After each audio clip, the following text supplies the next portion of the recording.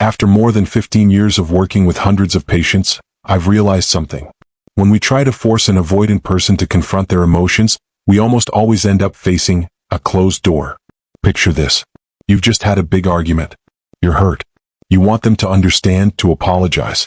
So you speak up, you question, you press every word. Do you know how much you hurt me? Do you even understand how I felt? But instead of opening up, they pull back. They go silent. They look down at their phone. Maybe they walk out of the room. Why does that happen? Because for an avoidant person, facing emotions feels like standing in front of a massive wave of shame. And their first instinct is to run. Not because they don't care, but because they fear being swallowed whole by that shame. One of my patients, I'll call her Linda, once said, "Doctor, every time my husband wants me to apologize, I feel like I'm standing on the edge of a cliff. If I look down, I'll just keep falling forever." She wasn't lacking love. She was lacking the safety she needed to face her own mistakes. And this is one of the most important things I want you to understand. Avoidants still feel guilt. They're not numb. But they process guilt differently from most of us. For them, guilt often comes hand in hand with the fear of being judged or seen as not good enough. So if you want a genuine apology, you need to create a space where they feel safe enough to step into, not drag them in. And don't expect them to say, "I'm sorry I was wrong," like in a Hollywood movie. More often, their apology shows up in a very different form. Maybe it's your favorite cup of coffee left on your desk in the morning. Maybe it's a gentle text that says, "Did you sleep well?" Or simply, "I've been thinking about what happened yesterday." I know your first reaction might be, "That's it? I'm this hurt and that's all you have to say?"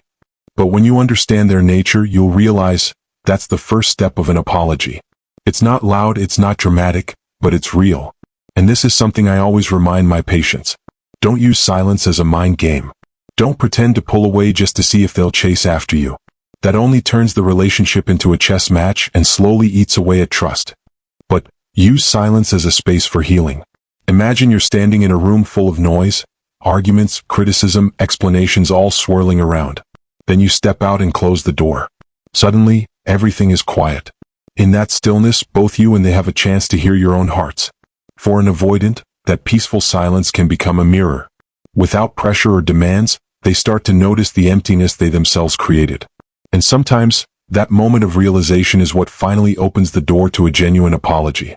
This requires strength rooted in calm and self-respect. When you stand firm in your feelings, without shouting to be heard, without punishing to be seen, you send a clear message: I respect myself enough not to accept being hurt over and over again. Avoidants deeply value this kind of emotional self-control. I've seen it again and again with many of my male patients. One man told me, "Doctor, the first time I truly wanted to come back and talk was when she was silent, yet warm. No accusations. No slammed doors. Just calmly there." So the question I want to leave you with today is this. Can you hold on to that calm?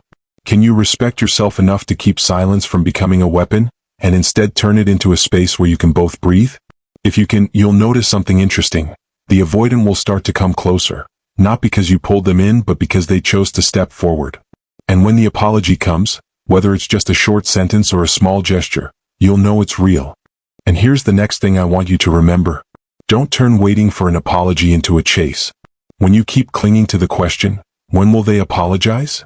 You're unknowingly putting yourself in a weaker position. You're handing over control of your emotions to them. Instead, focus on your steady presence. Your calm, clear boundaries and ability to stand on your own 2 feet are what earn you respect, both from yourself and from others. I once had a male patient, let's call him Mark. He divorced 2 years ago. He told me, "Doctor, I used to think if I stayed silent, she would come back and apologize. But I realized I was staying silent to wait, not to live. And that silence didn't free me, it bound me tighter." Mark only started to feel lighter when he stayed silent but kept living his life, working out, meeting friends, pursuing his passions. That was a silence full of life, not a frozen one. A truly peaceful silence is like a room filled with light.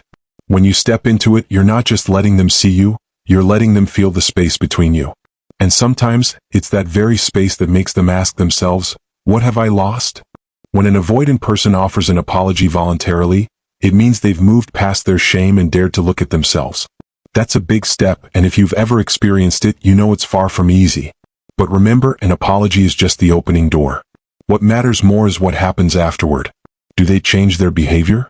Do they repeat the same mistakes? In psychology, we call this consistency. An apology without action is like a check with no money in the account. And let's be realistic, not everyone apologizes. Some refuse to grow or are too irresponsible to face the truth. Expecting it from them will only drain you. In such cases, protecting yourself is the wiser choice. You need to understand, silence paired with clear boundaries is an incredibly powerful language. It says, I don't need to shout to be heard. I've chosen to respect myself first. And the key, you're setting boundaries because you respect yourself, not to test them or control their emotions. When you do this from a place of inner strength, you are truly free. I want you to ask yourself, if tomorrow they never apologize, can I still live a full and peaceful life? If the answer is yes, you've already won, regardless of how they respond. Because in the end, this story isn't just about who says, I'm sorry first. It's about how you maintain your own worth, even when others aren't ready to acknowledge it. If what I've shared resonates with you, remember, healing doesn't start with someone else's apology, it starts with your own decision that you deserve peace. If you want to learn more about building inner strength and communicating effectively in complex relationships, hit subscribe to this channel. Every week, I'll share real-life stories and strategies to help you not only understand others, but also gain a deeper understanding of yourself.